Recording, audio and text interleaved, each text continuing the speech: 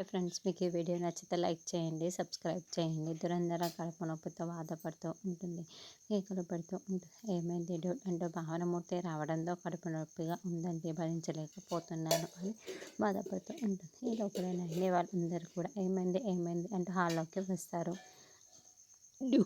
డ్యూటీకి కడుపు నొప్పిగా ఉందంట, భరించలేకపోతుందంట అంటే, అరే మేమేమీ చెయ్యలేదు అని వల్లభ అంటాడు. రే వల్లభ, కాస్త నోరు మూసుకుంటావా, మతుండే మాట్లాడుతుంటావా అని తిలోత్తమ అరుస్తూ ఉంటుంది. అత్తయ్యకి కడుపు నొప్పి బాగా ఎక్కువ అయినట్లుంది, హాస్పిటల్కి తీసుకువెళ్దామా అని విక్రాంత్ అంటాడు. ఇప్పుడు ఎన్నో నెల అని బామ్మ అడగడంతో 7వ నెల 7 రోజులు అని నైని చెబుతుంది.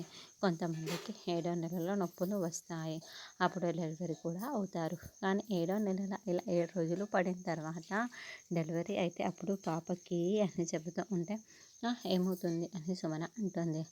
అలా నెలలో నిండక ముందే పిల్లలు పుట్టకూడదు, పుడితే అని బామ్మ చెబితే హరి అంటారు. గోవింద అంతే కదా అని వల్లభ అంటారు. అయితే ముందు హాస్పిటల్కి తీసుకుని వెళ్దాం పదండి అని విక్రాంత్ అంటే, వెళ్ళాల్సింది గుడికి అని నైని చెప్పడం అందరూ షాకింగ్గా చూస్తూ ఉంటారు.